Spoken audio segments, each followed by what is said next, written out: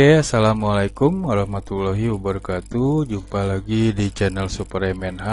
Masih bersama saya Muhammad Noviansah yang tetap dalam kajian mengenai elektronika dasar. Nah, di video kali ini kita akan bahas mengenai alat ukur osiloskop. Nah, kalau di video sebelumnya kita sudah membahas alat ukur multimeter yang digunakan biasanya dalam praktisi di dalam elektronika ya, rangkaian elektronika gitu kita menggunakan multimeter. Juga digunakan alat ukur osiloskop ini ya, digunakan oleh para praktisi elektronika ya, khususnya untuk penggunaan osiloskop ini digunakan untuk tingkatan advance mungkin ya, tingkatan lanjut mengenai penggunaan alat ukur ini di dalam dunia elektronika khususnya. Namun nggak ada salahnya untuk kita pelajari gitu ya mengenai osiloskop di sini sebagai alat ukur yang digunakan di dunia elektronika. Oke, kita masuk ke materi kita. Nah, sebelum kita masuk ke alat osiloskop itu sendiri, kita perlu mengenal yang disebut dengan gelombang listrik atau sinyal listrik ya. Nah, di dalam gelombang atau sinyal listrik ini, di dalam dunia elektronika atau dunia kelistrikan, dia ditampilkan gitu ya, dianalogikan dengan gelombang sinus di sini. Nah, gelombang sinus yang digunakan atau menjadi patokan gitu ya, yang digunakan dalam menggambarkan dari sinyal listrik tersebut adalah menggunakan gelombang sinus. Nah, gelombang sinus ini adalah gelombang yang berbentuk fungsi sinus yang seperti yang digunakan dalam matematika ya, terutama dalam hal ini adalah trigonometri. Nah, ini bentuknya seperti ini. Umumnya seperti ini, sebuah sinyal atau gelombang listrik ya. Nah, di sini disebut dengan gelombang sinus ya. Di sini dari titik 0 sampai puncak sini. Nah, itu disebut satu gelombang gitu ya. Atau kita mengenal untuk gelombang listrik ini dengan istilah periode, frekuensi maupun amplitudo gitu ya. Nah, kalau periode umumnya di sini adalah titik dari puncak satu ke puncak berikutnya. Nah, itu disebut dengan satu periode gitu ya. Kemudian ada amplitudo. Nah, amplitudo ini merupakan tinggi puncak dari gelombang sinus. Umumnya diukur dari titik 0 sini ya, di sumbu Y ya, di sumbu X ya, titik 0 sampai titik tertinggi dari atau puncak dari gelombang tersebut. Oke, kita lihat ya. Nah, masih di gelombang sinyal atau listrik sini, kita mengenal tadi ada periode. Nah, periode itu waktu yang dibutuhkan satu siklus pengulangan secara lengkap. Tadi dikatakan dari puncak satu ke puncak berikutnya, itu disebut dengan satu periode atau pengulangan lengkap gitu ya dalam satu siklus. Nah, periode ini bisa diukur dengan cara mengukur waktu interval antara dua puncak gelombang yang berdekatan gitu ya. Nah, untuk rumus mencari periode ini kita biasa menggunakan T sama dengan 1 per F. Nah, T itu periode, F itu frekuensi. Jadi periode itu kita bisa mencari dengan 1 per frekuensi. Nah, dan kita masuk apa yang disebut dengan frekuensi ini berikutnya. Nah, frekuensi ini adalah jumlah siklus atau gelombang dalam satu detik. Nah, satuannya itu dinyatakan dengan Hertz atau Hz gitu ya. Atau 1 Hz atau 1 Hertz itu merupakan satu siklus per detik gitu ya, satu siklus per detik. Jadi, kalau kita mungkin mendengar di istilah 2000 atau 2 kHz gitu ya, 2 kHz gitu ya. Nah, berarti dalam satu detik itu terdapat 2000 siklus atau 2000 gelombang dalam satu detik. Terjadi dalam satu detik 2000 gelombang. Nah, itu yang disebut dengan 2000 Hz atau 2 kHz misalkan, itu contoh. Nah, bila di sini dikatakan tadi rumusnya kan periode kita menggunakan T sama dengan 1 per F. Nah, kita kalau diketahui periodenya, maka kita dapat menghitung frekuensi dengan persamaan berikut. Nah, frekuensi sama dengan 1 per periode, 1 per T gitu ya. Nah, itu untuk mengukur dari frekuensi. Nah, berikutnya yang dalam istilah di gelombang sini kita mengenal istilah amplitudo. Nah, amplitudo ini tingginya puncak gelombang sinus. Nah, ini gambar yang tadi ya. Nah, di sini amplitudo dinyatakan sini ada VP atau amplitudo puncak. Nah, amplitudo puncak ini diukur dari sumbu X ya. Sumbu X ini di titik 0 sini di sumbu X atau 0 volt ya ke puncak tertinggi, tertinggi berarti dari 0 ke puncak tertinggi dari sini, dari 0 ke puncak tertinggi ini satu atau disebut amplitudo puncak, atau juga dari titik 0 ke puncak terendah, berarti di sini misalkan dari sini titik 0 ke titik terendah ini disebut dengan amplitudo puncak. Dan juga kita mengenal ada VPP atau amplitudo puncak to puncak atau voltage peak to peak gitu ya, VPP. Nah, VPP ini diukur dari puncak tertinggi ke puncak terendah. Ya, sini dari puncak tertinggi ke puncak terendah sini ya. Nah, sini ini disebut dengan VPP. Nah, VPP ini puncak ke puncak besarannya bisa juga kita gunakan dengan pernyataan 2 VP atau 2 amplitudo puncak. Oke ya. Nah, berikutnya ada disebut dengan VRMS. Nah, di sini VRMS ini sini. Nah, VRMS ini kita bisa dapatkan gitu ya VRMS ini dengan mengalihkan 0,7 ya, 0,7 dari tegangan puncak. Nah, ini kita akan dapat VRMS ini. Atau VRMS ini biasa digunakan atau disebut dengan tegangan efektif. Nah, itu untuk menggunakan atau membaca dari tegangan menggunakan nanti osiloskop gitu ya. Kita karena nanti osiloskop itu di dalam tampilannya menggunakan tampilan gelombang seperti ini. Oke, berikutnya kita lihat ada macam-macam gelombang ya, ada macam-macam gelombang listrik. Yang pertama gelombang kotak ya. Gelombang kotak ini tegangan dia berbentuk kotak ya, biasa juga bentuk kotak yang umumnya seperti ini ya. Yang umumnya dia digunakan atau kalau kita mengukur untuk rangkaian elektronika berbasis digital ya, misalkan IC, yaitu dia memiliki digital itu memiliki dua kondisi ya, kondisi aktif dan kondisi tidak aktif gitu ya. Nah, yang akan tergambar adalah menggunakan gelombang kotak di sini. Dia memiliki kondisi atau tegangan yang high atau dihidupkan atau off, on ya, atau dimatikan off gitu ya. Nah, itu yang digambarkan dari gelombang kotak sini. Nah, sinyal ini biasanya dia menggunakan sinyal pewaktu atau timing sinyal ya, biasanya seperti ini. Nah, ini digambarkan VP-nya juga tetap sama ya, dari titik 0 di sumbu X sampai puncak tertinggi di sini. Nah, kalau VRMS-nya atau tegangan efektifnya itu sama dengan tegangan efektif. Nah, untuk satu periode juga sama ya.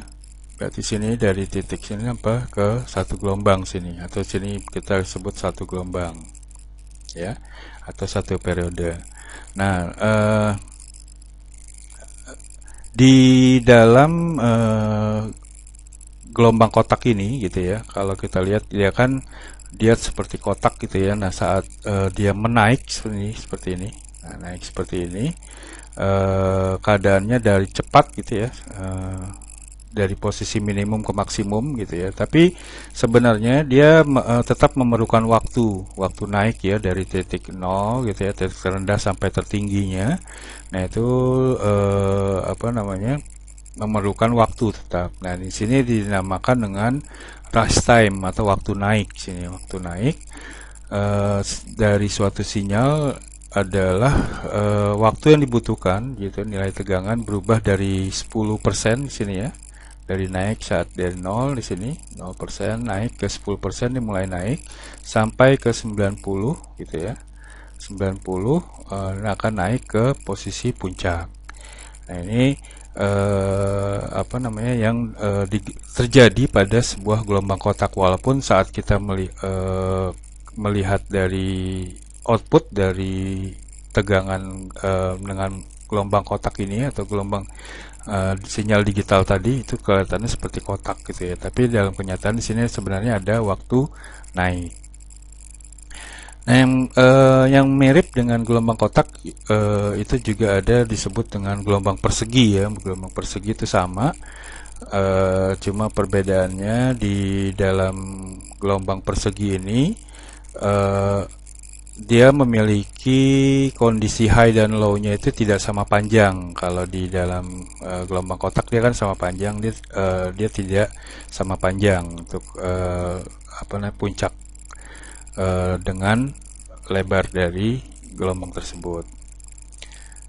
Berikutnya ada macamnya, yaitu gelombang pulsa. Nah, gelombang pulsa ini mirip dengan kotak ya, cuma gelombang ini semuanya yang membedakan, semuanya itu dia berada di atas sumbu X ini si atas sumbu X. Kalau tadi kan di antara sumbu X ya.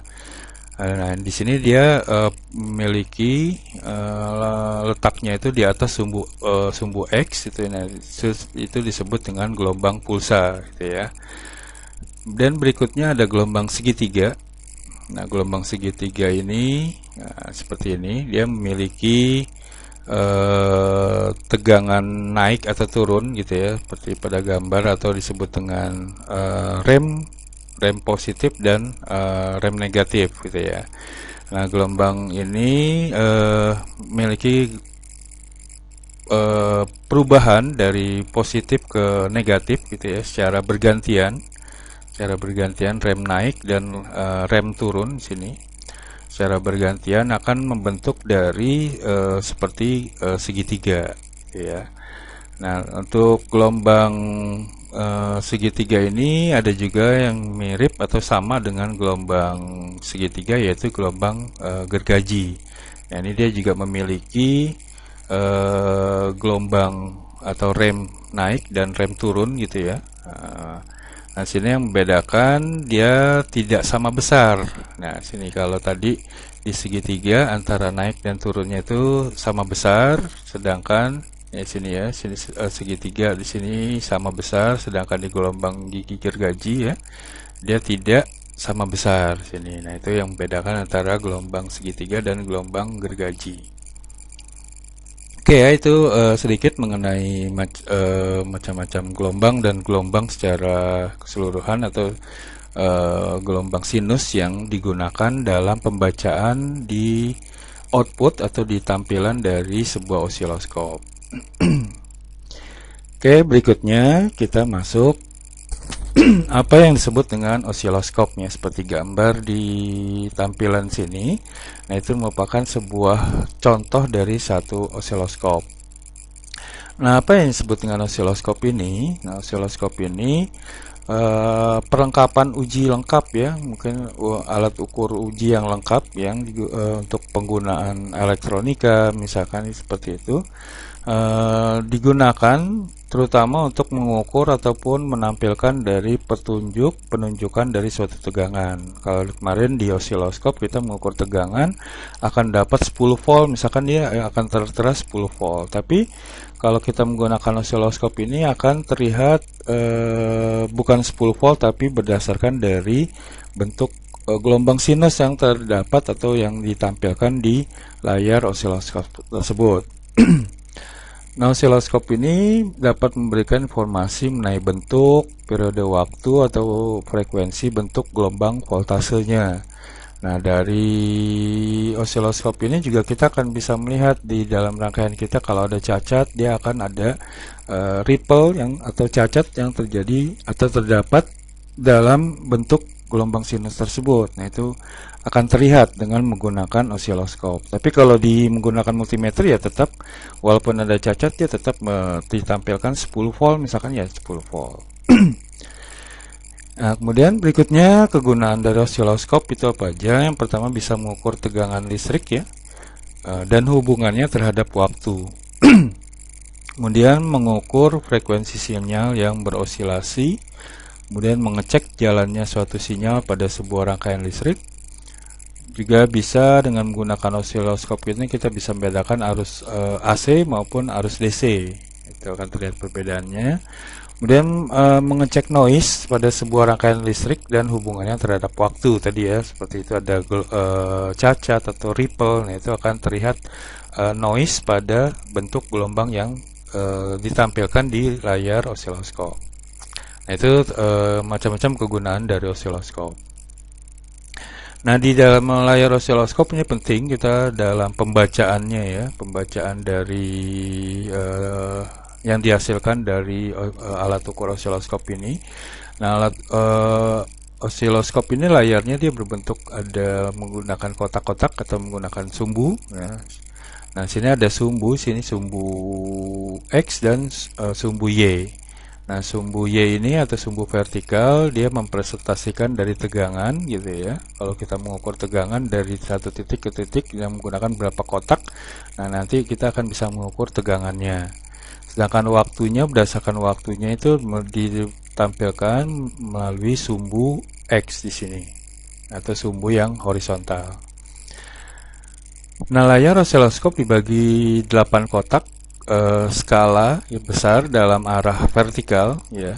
Di sini ada 8, 1 2 3 4 5 6 7 8. Secara vertikal ada 8 kotak dan 10 kotak dalam arah horizontal. Sini ada 10 dan 8. Secara vertikal 8, horizontal 10.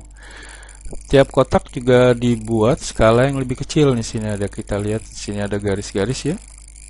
Yang garis-garis ini dalam satu kotak dibagi 5. Nah, berarti ini kira-kira 0,2 kotak gitu ya dalam mengukurnya. Itu untuk perhitungan yang kita akan dapatkan dari tampilan dari gelombang yang didapatkan. Nah, jumlah tombol pada osiloskop digunakan untuk mengubah nilai skala-skala tersebut. Nah, misalkan nanti kita mengubah skalanya, satu kotak akan mempengaruhi berapa nih, misalkan satu kotak kita menggunakan skala 10, misalkan kalau didapat satu kotak berarti akan kita dapat 10.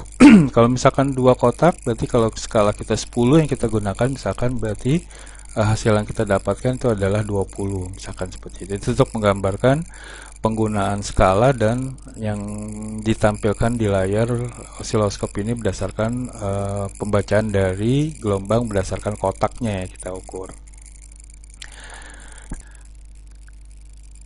Oke, berikutnya kita lihat macam-macam dari osiloskop ya. Sama seperti di video sebelumnya tentang multimeter juga dibedakan menjadi dua macam ya.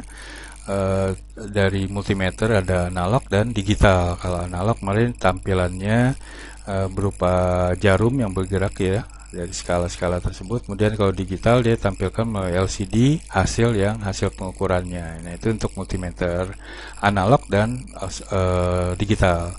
Nah, untuk osiloskop ini juga dibedakan menjadi dua macam ya. Dari cara kerjanya nih kalau kita lihat. Kalau di osiloskop ada digital juga, ada osiloskop analog. Nah, kedua-duanya antara osiloskop analog dan osiloskop digital dia tetap tampilannya menggunakan gelombang sinus tadi ya, atau gelombang lainnya, dia berbentuk gelombang tetap tampilannya, baik itu analog atau digital dari osiloskop. Nah, yang membedakan adalah cara kerjanya aja nih, cara kerja atau cara dia mencuplik dari hal-hal poin yang akan diukur gitu ya berdasarkan cara kerjanya. Yang pertama kita lihat adalah osiloskop analog. Nah, osiloskop analog seperti ini kira-kira tampilannya ya, contohnya. Nah, dia ada beberapa tombol juga dan sini ada tampilan tetap menggunakan gelombang sini. Nah, cara kerjanya dia menggunakan tegangan yang diukur gitu ya, tegangan yang diukur di suatu rangkaian.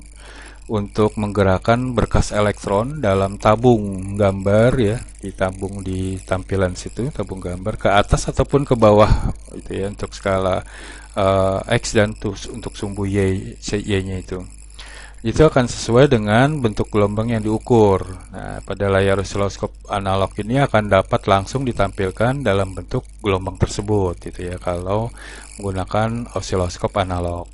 Sedangkan yang digital, osiloskop digital ya tampilan sama gitu ya. Nah, tampilan dari outputnya atau pengukurannya dia akan berbentuk juga dari berbentuk gelombang juga gitu ya. Namun cara bekerjanya yaitu dia dengan mencuplik bentuk gelombang yang diukur gitu ya dengan menggunakan analog digital converter.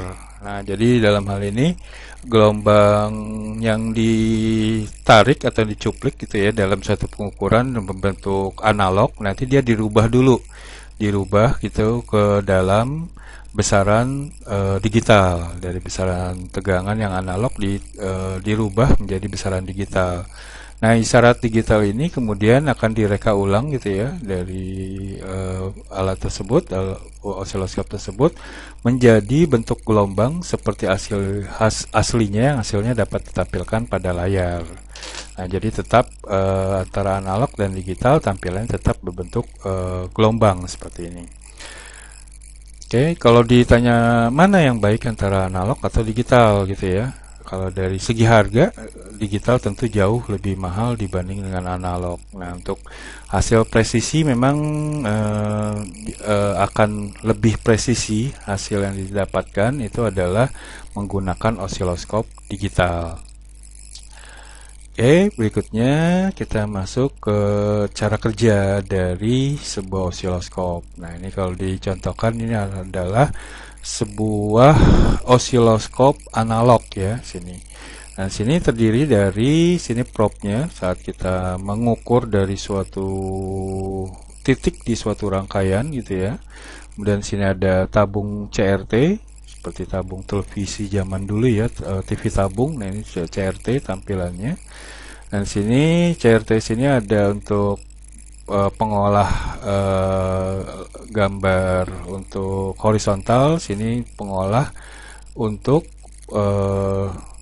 tampilan dari vertikal gitu ya di sistem displaynya.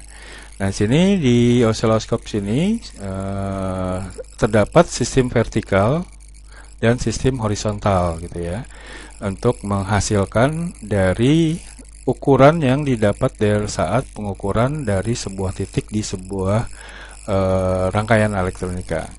Jadi cara bekerjanya saat probe di sini ya, probe di dalam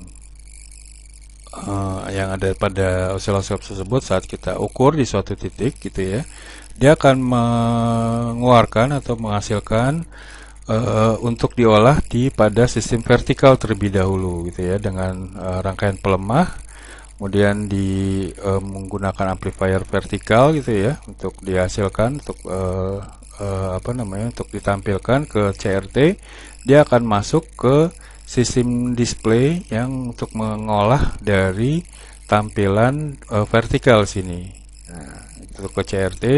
Nah, kemudian secara bersamaan dia juga akan mengirim ke sistem trigger. Nah, sistem trigger ini dia akan mengaktifkan setelah sistem vertikal sudah mendapatkan hasil gitu ya, namun belum ditampilkan sini, baru ditampilkan disimpan di dalam pengolah vertikal, tampilan vertikal sini. Dia juga bersamaan ke sistem trigger. Nah, sistem trigger ini akan mengaktifkan ke sistem horizontal dari yang dihasilkan dari probe di sini ya. Saat pengukuran tersebut, sistem trigger akan menghasilkan sistem horizontal ya, dengan sweep generator, kemudian ditambah dengan horizontal amplifier. Dia akan mengirim ke pengolah tampilan horizontal pada tabung gitu ya, di sistem display di CRT di sini. Nah, kemudian di dalam CRT akan menghasilkan tampilan dalam bentuk gelombang seperti ini berdasarkan tadi untuk vertikalnya, horizontal dan vertikalnya ya. Nah, itu kira-kira secara sederhana menggambarkan bagaimana dari suatu osiloskop itu bekerja seperti itu. Oke, berikutnya masih di sistem kerja osiloskop. Nanti saat ditampilkan secara bersamaan sistem kerja tadi ya, dari sistem penyapu atau sweep dari horizontal dan pembelok vertikal akan menghasilkan pemetaan pada layar gitu ya. Yang ditampilkan pada layar akan berbentuk gelombang tadi. Nah, bentuk gelombang ini dibutuhkan trigger tadi, diperlukan untuk menstabilkan gitu ya. Saat ditampilkan dia seperti ini. Jadi trigger diperlukan untuk menstabilkan sinyal berulang gitu ya, untuk meyakinkan bahwa sapuan dimulai pada titik yang sama dari sinyal berulang. Nah, hasilnya bisa tampak sebagai berikut seperti ini. Jadi kalau saat awal pembacaan dia akan ditampilkan dalam gelombang yang banyak yang bertumpuk seperti ini ya. Nah, ini perlu kita trigger dengan tombol trigger. Nah, setelah itu di trigger kita akan dapatkan tampilan dari gelombang yang utuh penuh seperti ini gitu ya, untuk memudahkan kita untuk pembacaan dari osiloskop tersebut.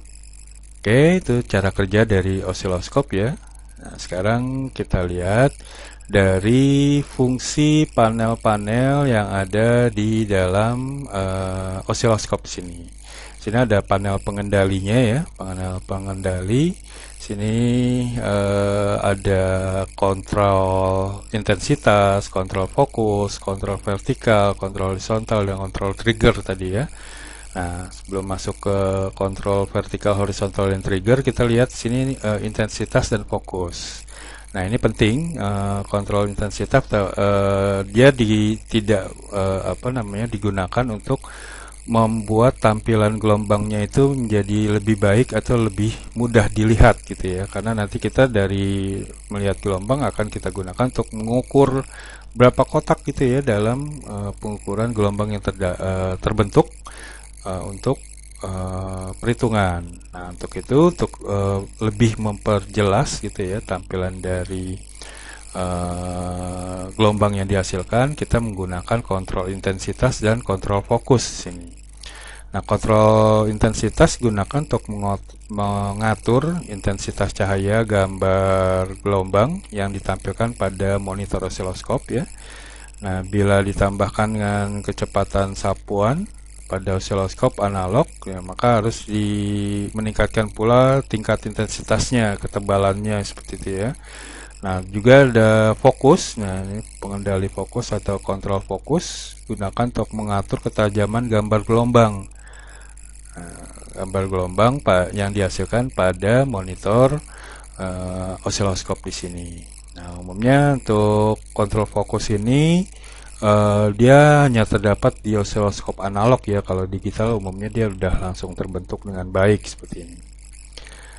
Oke, berikutnya panel pengendali yang penting juga, yaitu pengendali vertikal, pengendali horizontal, dan pengendali trigger. Nah, sini kita gunakan di sini untuk posisinya ya. Di sini position untuk vertikal sini. Sini ada vertikal tombolnya, ini channel 1, channel 2 ya. Oh ya, untuk osiloskop ini kita bisa mengukur dari dua titik gitu ya, dua titik sekaligus. Kalau di multimeter kan kita cuma satu titik, kalau di sini dia bisa diukur dua sekaligus gitu ya, di channel 1 dan channel 2 nanti akan terbentuk. Kalau pengukuran dua titik berarti akan terbentuk dua gelombang yang dihasilkan. Nah, sini untuk vertikal, sini positionnya kita ukur ya. Sini untuk channel 1, sini untuk channel 2 kita atur ya, untuk menghasilkan atau kita geser ke atas ke bawah gitu ya, dari gelombang yang dihasilkan. Nah, digunakan sini mengubah posisi dan skala gelombang secara vertikal ya, kita naik turunkan atau kita besar kecilkan dari gelombang berdasarkan dari secara vertikal ya. Sedangkan di horizontal, nah, pengendali horizontal ini digunakan untuk mengatur posisi secara horizontal gitu ya. Sini horizontal, posisinya kita bisa atur kanan ke kiri. Nah, ini baik channel 1 kalau channel 2 dia akan secara bersamaan kita aturnya. Jadi kita nggak bisa mengatur yang channel satu aja. Kalau menggunakan dua channel sini ya, dia akan diatur secara bersamaan untuk horizontal control sini. Kemudian untuk trigger, trigger ini juga digunakan ya dalam osiloskop sini. Nah, di sini tadi gunakan untuk menghentikan gitu ya, membentuk dari gelombang yang bertumpuk tadi menjadi gelombang yang baik yang bisa kita lihat. Nah, itu panel-panel pengendali yang penting yang kita biasa kita kendalikan saat kita menggunakan osiloskop sini.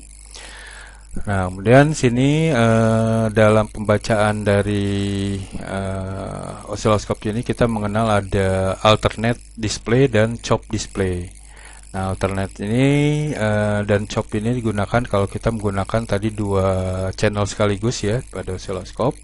Nah, sini channel 1 dan channel 2 digambarkan secara berselang ya. Nah, di sini channel 1 dihasilkan seperti ini, channel 2 ditampilkan seperti ini misalkan contohnya.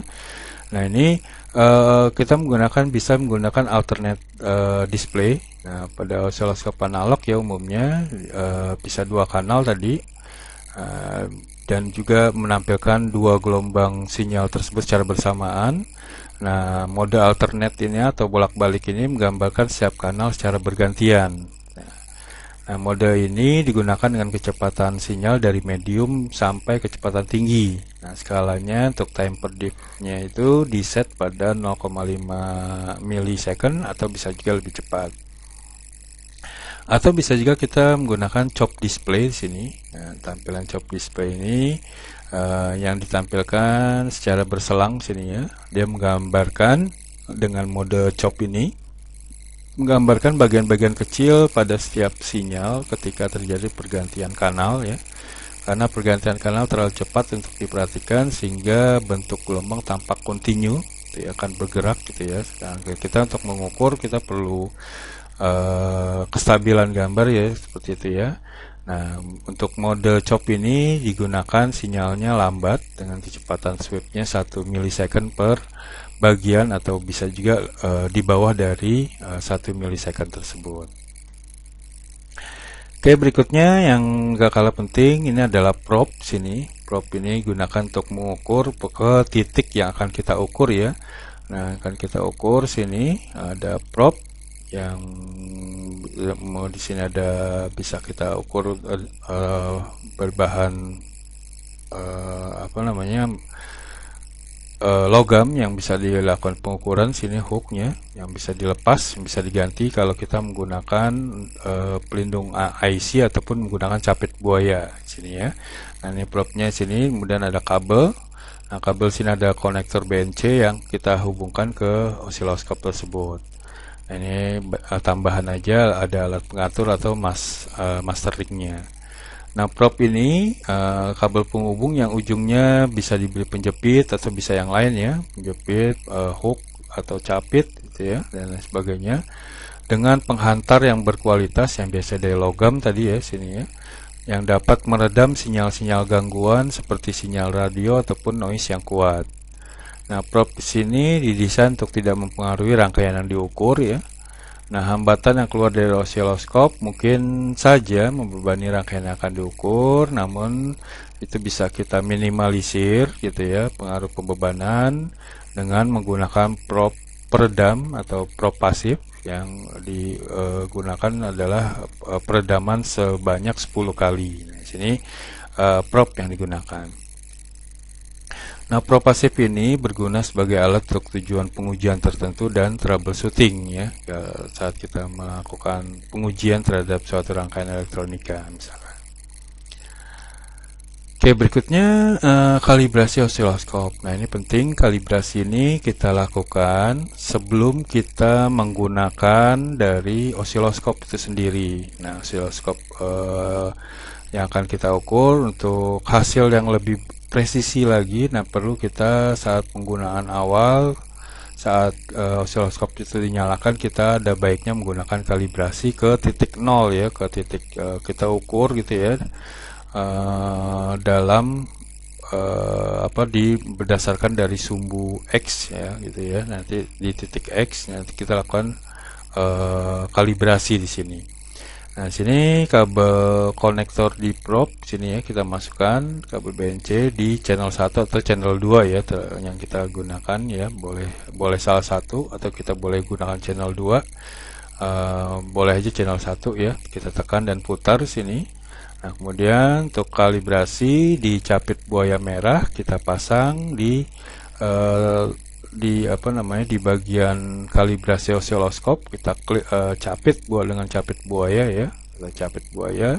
Nah, kita lihat petunjuk di dalam tampilan setelah itu. Nah, sini setiap osiloskop sudah dilengkapi sumber sinyal acuan untuk kalibrasi. Contohnya osiloskop tipe GW ya, mempunyai acuan gelombang amplitudenya 2 volt peak to peak dengan frekuensi 1 kHz. Nah, misalkan ini kita lakukan kalibrasi ya. Nah, tadi dihubungkan konektor kalibrasi, dia konektor sendiri ya yang yang digunakan untuk melakukan kalibrasi. Nah, ini kita masukkan ke kanal 1 atau kanal 2 atau kanal 1 kita gunakan, kemudian kita atur pada tampilan layarnya. Misalkan seperti ini kan belum tepat ya, kita bisa turunkan sedikit agar di puncak terendahnya itu tepat di kotak seperti ini. Nah, ini agar pengukuran kita akan lebih mudah dalam melakukan pengukuran dari penggunaan osiloskop ini. Oke, berikutnya ini kembali lagi di pembacaan grafik ya dari osiloskop ini. Tadi dikatakan ya dibagi atas 8 kotak skala besar secara vertikal, dan secara horizontal dibagi menjadi 10 kotak ya. Yang masing-masing setiap kotak ini dia diberi skala atau 5 skala vertikal ataupun 5 skala horizontal. Sini juga ya dibagi-bagi lagi untuk proses penghitungan, memudahkan kita dalam pembacaan dari grafik atau gelombang yang ditampilkan di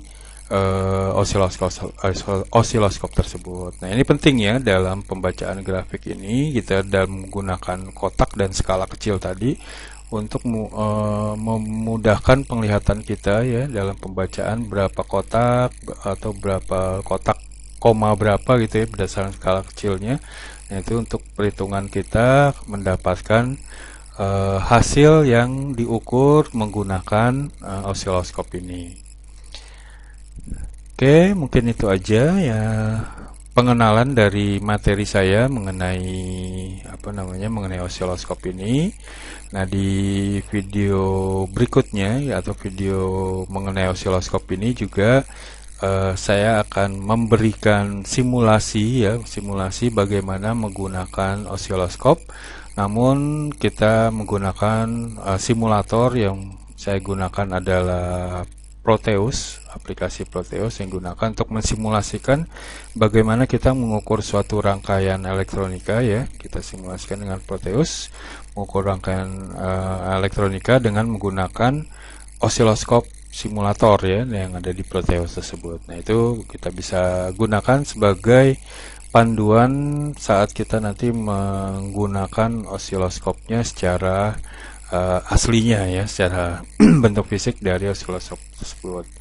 Mungkin itu aja materi yang bisa saya sampaikan. Saya ucapkan terima kasih ya telah menyaksikan video ini. Semoga dapat bermanfaat dan dapat diterima dengan baik ya. Jangan lupa di like dan subscribe channel saya ini ya untuk untuk kedepannya jika ada video baru saya upload atau saya ubah mungkin ya, saya perbaiki gitu ya, itu akan kalian mendapatkan dari notifikasi terlebih dahulu. Oke, mungkin itu aja. Saya ucapkan terima kasih. Saya tutup dengan ucapan assalamualaikum warahmatullahi wabarakatuh.